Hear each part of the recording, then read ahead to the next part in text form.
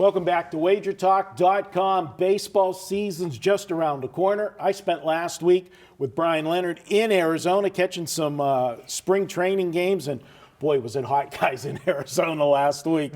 We've been doing that for years, and that was the hottest week we had for spring training last week. And now we're getting that heat here in Vegas this week. Guys, we're going to talk about best bets and sleepers. And some of the best bets, I know Preston, me and you did a video earlier in the season with Brian, so our best bets kind of might be the same that we had before, or long shots. And I'm going to start with you. Do you have a best bet or a long shot you want to share? Yeah, the long shot I'm going to share kind of goes with that video that I had mentioned. I think at the time we did season wins. My favorite one was the Angels, who I projected like 83.5 wins to be, at 77.5 at the time, and now 79 to 80 I still think is worth a bet. But to go with that, it's 60 to 80 to 1 around town. If I'm right in the fact that I think the sense of their pitching rotation, guys like Tyler Skaggs, Alex Meyer, and then having their ace Garrett Richards back this year, who didn't pitch at all last year, if those guys can throw anything different. I mean, I think they still won 77 games last year or something in a down year. They win 87 now, and they're in the playoff race. And you get an 80 to 1 in there, I mean, at that point you're profiting. So that's my long shot, and it kind of is a hedge to the only real future I've bet, which was the Astros a while ago when they were 10 to 1 to win the AL here at Will Hill. And so now it's like half that. So the reason I bring it up, though, is I think it's never, it's not worth betting at 5, and it's not really ever going to go to 4 or 3, so I wouldn't really rush to bet it.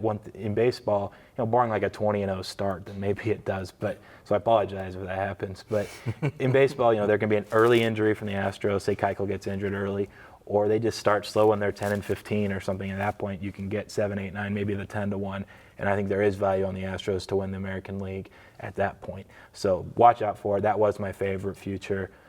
It was a while back, but keep an eye out. Future market changes, fluctuates every week. Tony, we'll go to you. I'm not going to give a best bet, but I will a sleeper per se, plus 20. I think they're about plus 2,800. At least the last time I checked, they were. I like Seattle. I like.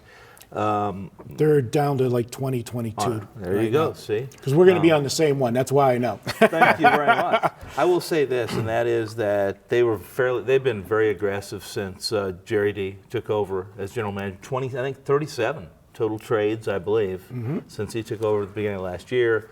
They have in my opinion, to make this short and simple, first 4 pitchers, some of the best pitch. I think as good a rotation as anybody in the American League. With King Felix, the pickup of Smiley, their 5th starter is still up in the air. I think with Miranda and Galarrago. But how do you? And I'm not really very good with Asian names, and I won't mention them. But in a nutshell, bullpen stable, nothing fantastic, nothing horrific. They still have a middle order even that plays in Safeco that can hit home runs. And the key, as Preston said, really the key the whole season, and when we make these picks, is staying healthy. And can they stay healthy? And Seattle has a history, at least over the last 3 years, of not staying healthy. So we're stepping out a little bit. I step out, and I like Seattle at that price to be in a conference where, as Preston likes the Angels, I still think probably Texas and LA are the teams to beat in that division, but I think if a team's going to step up and finally meet some of the expectations they've had over the last 3 years, I like the M's. Yeah, I'm going with Seattle as well, and the moves that they made in the offseason, this team's going to be much better defensively. They went out and got a shortstop, and that is going to help the infield. And they added 2 pieces to the outfield with Dyson and Haniger. Yeah, power hitter too. So you've got some defensive help for this team. The addition of Drew Smyly, now granted he had a bad year last year, wasn't a typical Smyly, and he's been a guy that his entire career has been all over the charts. But I think this ballpark's going to help him.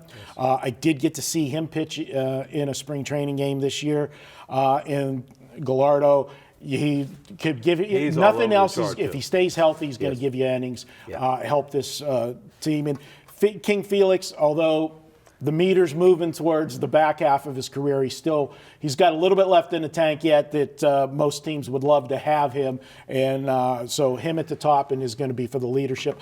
I like them at 22-1. I agree. This is a division that all of the money is on Cleveland and Boston, and then Houston's going to get, the third look. And although I agree with you, if Houston stays healthy, I got some concerns on the pitching. I'm not sold to, Keuchel last year, had the problems. Really down year for him. Down year, had some injury problems. Not 100% yet coming back. And then the questions with the strike zone. He's a guy that's, likes that low strike zone. I don't know how that's going to affect him. Mm-hmm. But I also like James Paxton in this rotation. He was a big prospect for the Mariners. Hasn't totally lived up to the hype that he had in, the farm system. But if he stays healthy and has a decent year, I think Seattle's got a lot of, upside. And you look at the middle of that road, that lineup with Cano, Cruz, and Seager, they can get some runs. I think you guys didn't even actually mention maybe their best arm, if he's healthy, is Iwakuma. That's right. what I said. You mentioned Asian. I want to let people know who play Yeah. fantasy or actually want to get the name Defensively, down. we want to keep Valencia at first base. Horrible defensive And player. I like the catching position. This kid can hit Mike Yeah, he's Zuniga. gonna be good. So I saw a couple games of him. Boy, was he he's a knocking power the guy, it's worth baseball. having. Yeah. So I think there's a nice price with Seattle at 20 or 22-1 Cheers. for the long shot. My best bet, we gave it earlier. I like San Francisco in the National League. This is a team, and you mentioned it when we did the videos.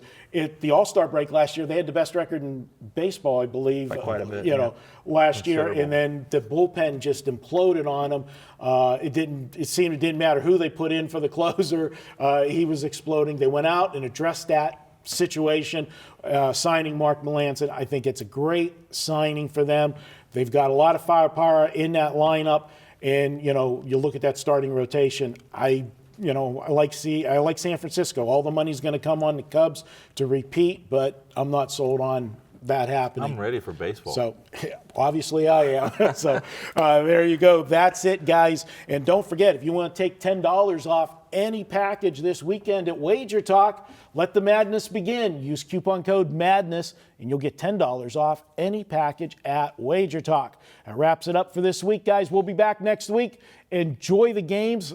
It's going to be, if you're in Vegas this weekend, it is the best time, Thursday through Sunday. It is just total craziness, more than a Super Bowl. We'll see you on the Strip this weekend, and we'll be back next week with more here at Wager Talk.